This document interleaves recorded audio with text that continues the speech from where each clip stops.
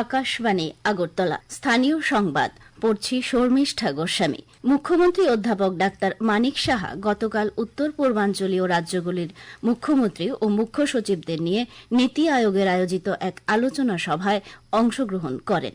নীতি আয়োগের vice chairman Ashok Kumar Lahiri এবং নীতি আয়োগের সদস্যদের উপস্থিতিতে এই বৈঠকটি অনুষ্ঠিত হয়।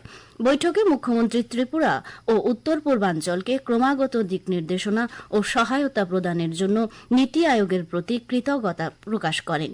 তিনি উল্লেখ করেন যে ত্রিপুরার ভিশন ডকুমেন্ট বা লক্ষ্যপত্র লক্ষ্য 2047-এর উদ্দেশ্য হল উন্নত শাসন ব্যবস্থা, প্রাতিষ্ঠানিক সক্ষমতা বৃদ্ধি এবং উপলব্ধ সম্পদের সর্বোত্তম ব্যবহারের মাধ্যমে একটি উন্নত ও শ্রেষ্ঠ তথা ভবিষ্যৎ উপযোগী রাজ্য গড়ে তোলা। প্রধানমন্ত্রী নরেন্দ্র মোদী উল্লেখ করেছেন যে আর্থিক অন্তর্ভুক্তি ও স্ব-উদ্যোগ থেকে শুরু করে শিক্ষা, স্বাস্থ্যসেবা, স্বাস্থ্য বিধি, আবাসন, খেলাধুলা, বিজ্ঞান এবং প্রশাসন পর্যন্ত বিভিন্ন ক্ষেত্রে নারীরা গুরুত্বপূর্ণ ভূমিকা পালন করছেন। সামাজিক মাধ্যমে প্রধানমন্ত্রী বলেছেন, ড্রোন প্রযুক্তির মতো উদীয়মান ক্ষেত্রগুলিতে নারীদের ক্রমবর্ধমান অংশগ্রহণ সুযোগের নতুন দরজা খুলে দেশজুড়ে উন্নয়নের চিত্র বদলে দিচ্ছে। একটি সংস্কৃত উক্তি উল্লেখ করে প্রধানমন্ত্রী বলেন, দেশের নারী শক্তি জাতি গঠনের ভিত্তি রচনা করেন। ন্যাশনাল টেস্টিং এজেন্সি আগামী 21 জুনের নিট ইউজি 2026 পরীক্ষার সময়সীমা 15 মিনিট বাড়িয়ে 180 মিনিট থেকে 195 মিনিট করেছে। সংস্থাটি জানিয়েছে, তারা নিট 2026 পরীক্ষাটি সুষ্ঠু, নিরাপদ এবং পরীক্ষার্থীদের প্রয়োজন অনুসারে পরিচালনা করতে প্রতিশ্রুতিবদ্ধ। নতুন সময়সূচি হবে দুপুর 2টা থেকে বিকেল 5:15 পর্যন্ত। সংশোধিত এই পরীক্ষা সময়ের মধ্যে হাজিরা খাতায় স্বাক্ষর এবং অন্যান্য তত্ত্বাবধানের বাধ্যতামূলক আনুষ্ঠানিকতার প্রয়োজনীয় সময়ও অন্তর্ভুক্ত থাকবে। এর পাশাপাশি সংস্থাটি জানিয়েছে, প্রশ্নপত্র পুস্তিকায় খসড়া কাজের জন্য বরাদ্দ স্থান 2 পৃষ্ঠা থেকে বাড়িয়ে 4 পৃষ্ঠা করা হয়েছে। ফলে পরীক্ষার্থীরা গণনা ও চিত্র অঙ্কনের জন্য আরও বেশি জায়গা পাবে। প্রধানমন্ত্রী নরেন্দ্র মোদী আগামীকাল থেকে 16 জুন পর্যন্ত স্লোভাক প্রজাতন্ত্র সফর করবেন। এই সফরে প্রধানমন্ত্রী শ্রী মোদী স্লোভাক প্রধানমন্ত্রীর সঙ্গে আলোচনা করবেন এবং সহযোগিতার নতুন ক্ষেত্র অন্বেষণ করবেন। সে দেশের রাষ্ট্রপতির সঙ্গেও সাক্ষাৎ করবেন তিনি। এই সফর ইউরোপীয় ইউনিয়নের সদস্য রাষ্ট্রগুলির সঙ্গে সহযোগিতা জোরদার করার ক্ষেত্রে ভারতের অঙ্গীকারকে আরও সুদৃঢ় করবে। বর্তমান কেন্দ্রীয় সরকারের 12 বছর পূর্তি উপলক্ষে আগামীকাল থেকে 16 জুন রবীন্দ্র শতবার্ষিকী ভবনে রাজ্যভিত্তিক জনকল্যাণ শিবিরের উদ্বোধন করবেন মুখ্যমন্ত্রী অধ্যাপক ডাক্তার মানিক সাহা।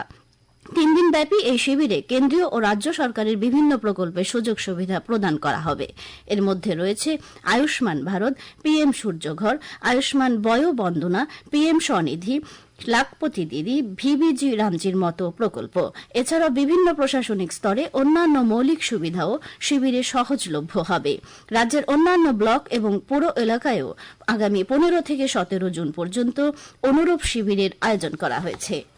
সাংসদ বিপ্লব কুমার দেব গতকাল নতুন দিল্লিতে কেন্দ্রীয় স্বরাষ্ট্রমন্ত্রী অমিত শাহের সাথে এক সৌজন্যমূলক সাক্ষাৎকারে মিলিত হন। সাক্ষাৎকালে উভয়ের মধ্যে আঞ্চলিক উন্নয়ন নিয়ে আলোচনা হয়। পাশাপাশি দলের তৃণমূল পর্যায়ের সংগঠন এবং রাজ্য স্তরের প্রশাসনকে শক্তিশালী করার বিষয়টির উপর বৈঠকে বিশেষ গুরুত্ব দেওয়া হয়। অর্থমন্ত্রী প্রণজিৎ সিংহ রায় বলেছেন, প্রবীণদের অভিজ্ঞতা ও পরামর্শ সমাজ এবং আগামী প্রজন্মের জন্য অত্যন্ত গুরুত্বপূর্ণ। প্রধানমন্ত্রী নরেন্দ্র মোদীর শাসনকালের 12 বছর পূর্তি উপলক্ষে দেশব্যাপী চলমান কর্মসূচির অঙ্গ হিসেবে গতকাল নিজের বিধানসভা এলাকায় প্রবীণ নাগরিকদের সঙ্গে মত বিনিময় করেন অর্থমন্ত্রী। তিনি এলাকার বিশিষ্ট ও শিক্ষিত প্রবীণ নাগরিকদের বাড়িতে গিয়ে তাদের সঙ্গে পৃথকভাবে সাক্ষাৎ করেন এবং শুভেচ্ছা বিনিময় করেন। অর্থমন্ত্রী প্রণজিৎ সিংহ রায়ের পৌরোহিত্যে গতকাল গোমতী জেলা শাসকের কনফারেন্স হলে এক পর্যালোচনা বৈঠক অনুষ্ঠিত হয়।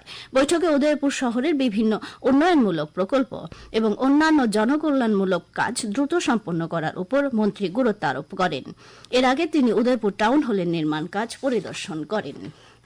2026 বিশ্বকাপ ফুটবলের দ্বিতীয় দিনে দ্বিতীয় আয়োজক দেশ কানাডা এবং বসনিয়া এন্ড হার্জেগোভিনার মধ্যে গ্রুপ বির খেলাটি 1-1 গোলে ড্র হয়েছে।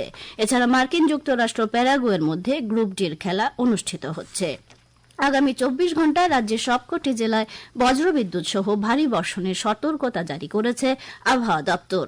আজ দিরবেনের সর্বোচ্চ তাপমাত্রা 31 ডিগ্রি সেলসিয়াস এবং সর্বনিম্ন 24 ডিগ্রি সেলসিয়াসের কাছাকাছি থাকতে পারে। ভোরে সর্বনিম্ন তাপমাত্রা ছিল 25.5 ডিগ্রি সেলসিয়াস। এখনকার মতো স্থানীয় সংবাদ এখানেই শেষ হলো। পরবর্তী স্থানীয় বাংলা সংবাদ প্রচারিত হবে সন্ধ্যা 7:50।